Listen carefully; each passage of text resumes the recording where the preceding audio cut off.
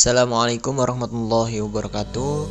Perkenalkan, nama saya Rahmando Nurhuda Arnianto, MPM 2021010173, Prodi Hukum Keluarga Islam, semester 6. Pada pertemuan ketiga ini, saya akan menjelaskan tentang materi pendekatan filsafat hukum, yaitu ilmu hukum dan ilmu sosial.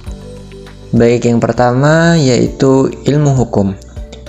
Beberapa pendapat mengatakan bahwa filsafat hukum merupakan bagian khusus dari filsafat pada umumnya. Maka berarti filsafat hukum hanya mempelajari hukum secara khusus, sehingga hal-hal non-hukum jadi tidak relevan dalam pengajian filsafat hukum.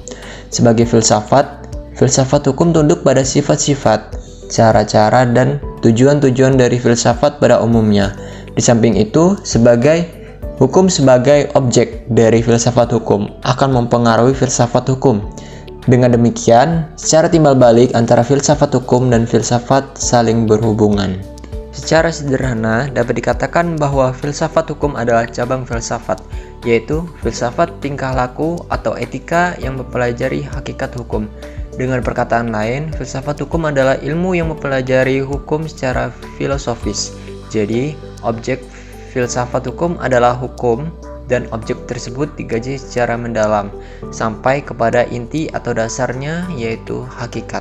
Menurut Purnadi Purbacakara dan Soejono Sukanto, hukum dapat diartikan sebagai satu, ilmu pengetahuan, yaitu pengetahuan yang tersusun secara sistematis atas dasar kekuatan pemikiran. Yang kedua, disiplin, yakni suatu sistem ajaran tentang kenyataan atau gejala-gejala yang dihadapi. Ketiga, norma, yakni pedoman atau patokan sikap, tindak, perilakuan yang tidak pantas atau diharapkan. Yang keempat, tata hukum, yakni struktur atau proses perangkat norma-norma hukum yang berlaku pada suatu waktu dan tempat tertentu secara berbentuk tertulis.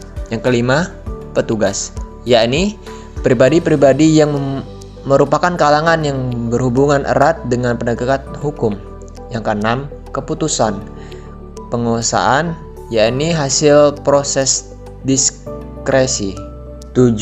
Proses pemerintahan, yakni proses hukum timbal balik antara unsur-unsur pokok dari sistem kenegaraan. Yang ke-8, sikap, tindak, atau perilaku yang teratur, yakni perilakuan yang diulang-ulang dengan cara yang sama yang bertujuan untuk mencapai kedamaian. Yang ke-9, jalinan, nilai-nilai, yakni jalinan yang konsepsi abstrak tentang apa yang dianggap baik dan buruk. Selanjutnya yaitu ilmu filsafat sosial. Filsafat sosial merupakan cabang filsafat yang mempelajari personal kemasyarakatan secara kritis, radikal, dan komprehensif sejak Plato dan Aristoteles. Kajian terhadap persoalan-persoalan kemasyarakatan sudah menjadi objek penelitian tersendiri. Menurut Plato dan Aristoteles, susunan masyarakat mencerminkan susunan kosmos yang abadi. Manusia berkewajiban untuk menyesuaikan diri dengan susunan itu dan menaati demi keselamatannya. Kalau tidak, akan menghancurkan dirinya. Pada abad pertengahan, masyarakat Eropa masih memperlihatkan pada pola dasar yang sama, hanya sekedar mengoreksi terhadap paham Plato Aristoteles.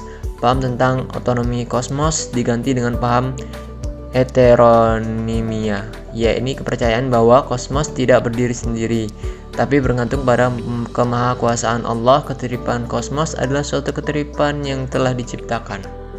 Selanjutnya yaitu perubahan hukum dan sosial. Proses terjadinya perubahan-perubahan pada masyarakat di dunia pada dewasa ini merupakan suatu gejala yang normal, yang pengaruh menjalar dengan cepat dan bagian-bagian lain dari dunia, antara lain berkat adanya komunikasi modern dengan taraf teknologi yang berkembang dengan pesat. Penentuan-penentuan baru di bidang teknologi, terjadi suatu revolusi modernisasi pendidikan, dan lain-lain kejadian di suatu tempat dengan cepat dan dapat diketahui oleh masyarakat-masyarakat lainnya yang bertempat tinggal jauh dari pusat terjadinya peristiwa tersebut. Di atas, perubahan-perubahan dalam masyarakat dapat mengenai nilai-nilai, kaidah-kaidah, pola-pola perilaku, organisasi, struktur lembaga-lembaga sosial, stratifikasi sosial, kekuasaan, interaksi sosial, dan lain sebagainya. Itu faktor yang mempengaruhi terjadinya perubahan sosial. Pada umumnya dapat dikatakan bahwa sebab-sebab terjadinya perubahan-perubahan sosial dapat bersumber dari masyarakat itu sendiri dan ada yang letaknya di luar masyarakat tersebut, yaitu yang datangnya sebagai pengaruh dari masyarakat lain atau dari alam sekelilingnya.